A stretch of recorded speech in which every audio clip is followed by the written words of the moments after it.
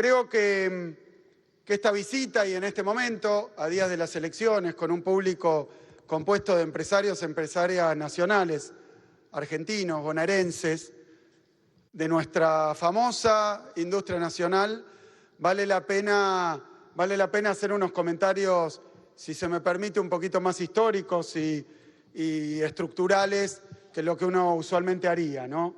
Quiero decir que hay veces que entre los economistas o entre los políticos se discuten modelos económicos, en abstracto, en vacío. Y obviamente quien defiende un modelo económico lo hace diciendo y alegando que es lo mejor que puede pasar para el país y para su gente. Eso me parece que nadie va a venir a proponer algo bajo la idea de que va a empeorar la situación de la Argentina o de la provincia. Pero en este caso, en esta elección que nos espera, tenemos una ventaja. La ventaja es que para comparar modelos de país, para comparar experiencias, no hay que ir ni a los libros de historia, ni a los modelos teóricos, ni a un pizarrón. Creo que llevamos todos en el cuerpo, en el cuero, marcadas las etapas recientes de nuestra historia nacional y que cualquiera que se va a enfrentar a una decisión trascendental como la que nos espera puede recurrir no a lo que le dicen, ni siquiera a la tele o a las redes, sino a lo que cada uno vivió y experimentó durante los últimos 8 años, ¿no? Años que en el caso de nuestro gobierno estuvieron rodeados de eventos absolutamente extraordinarios que no pasaron nunca. A mí a veces me parece que uno exagera cuando dice, bueno, vivimos una pandemia, la peor en los últimos 100 años.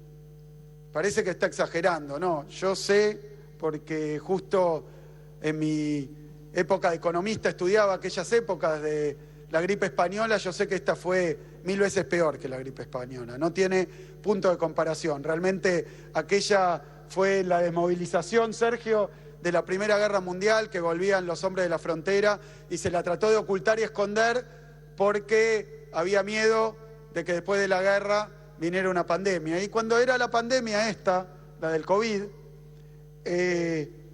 a uno le gustaba decir que calamidades de esta magnitud hay pocas veces, pero bueno, por lo menos no era una guerra.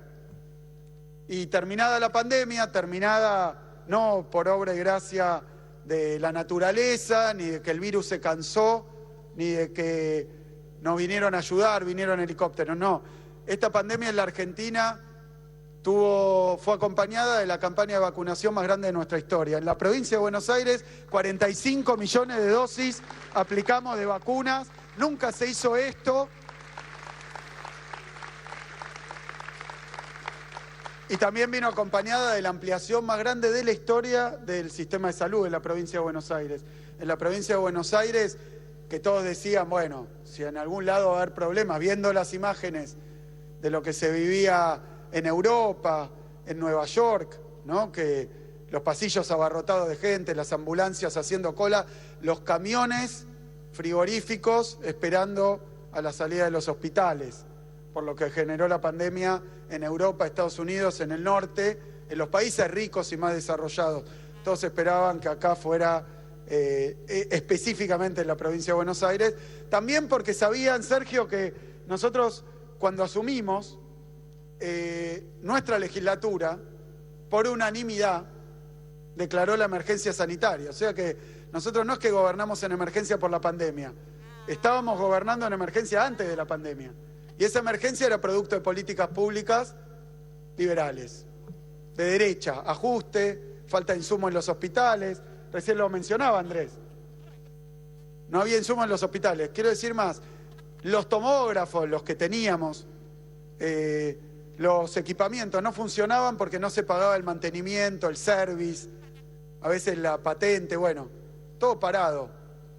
Como teníamos también los patrulleros en depósitos de chatarra. La verdad que recibimos, decíamos entonces, tierra arrasada. Pero nos tocó atravesar esa pandemia. No voy a hablar mucho de esto, simplemente voy a decir que pese a los vaticinios, pese a los pronósticos, nadie, ninguna en la provincia de Buenos Aires se quedó sin cama, sin respirador, sin ambulancia, sin atención médica. Hicimos la expansión más grande, triplicamos las camas de terapia intensiva en un periodo cortísimo, mientras tanto nos cuidábamos y después vinieron las vacunas. Y luego de eso, uno decía, no, te tocó una pandemia, bueno, después nos tocó una guerra. Hay que remontarse a la Segunda Guerra Mundial para que hubiera un conflicto bélico que involucre potencias, en este caso vía la OTAN, involucra a las potencias más grandes y más importantes. Del otro lado, ya sabemos, entonces, conflicto bélico en territorio continental europeo. Esto no pasaba desde la Segunda Guerra Mundial. Y después una sequía, que también hay que remontarse, muchos dicen que es la peor de la historia.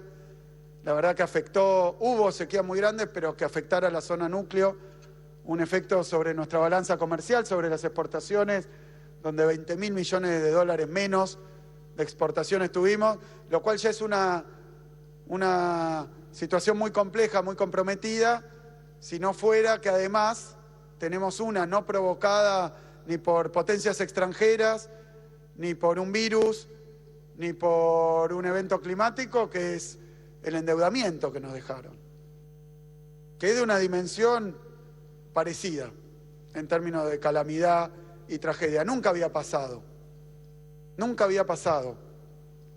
que se endeudara a esta velocidad y en esta dimensión. 100.000 millones de dólares tomados en 2 años, colocaciones en mercado privado de deuda en Wall Street, o sea, dinero absolutamente libre disponibilidad. Hoy estuvimos a la mañana con el ministro Filmus de Ciencia y Tecnología, que mostraba cómo cayeron los sueldos del CONICET, cómo cayó la inversión pública en ciencia y tecnología. Miren que la derecha, uno puede discutir un montón de cosas, pero dicen lo más importante es la educación, la ciencia y la tecnología. Destruyeron el sistema científico-tecnológico, los satélites, el programa aeroespacial, el programa nuclear argentino y la ciencia y la investigación. Los científicos no cobraban, tuvieron que hacer eso con un discurso a favor de la ciencia y la tecnología y a favor de la educación. Y ajustaron la educación como pocas veces antes, en infraestructura, a nivel salarial, en formación. Ya lo vimos, ya lo vivimos hace poquito. Y uno dice, bueno, pero ¿cuál es la propuesta ahora de ese sector? Y no lo digo ni en términos chicaneros, lo digo concretamente porque nos han acusado, Sergio, de hacer campaña del miedo. Yo me defendí porque dije, lo único que estoy haciendo es reproducir textualmente lo que dice nuestra oposición.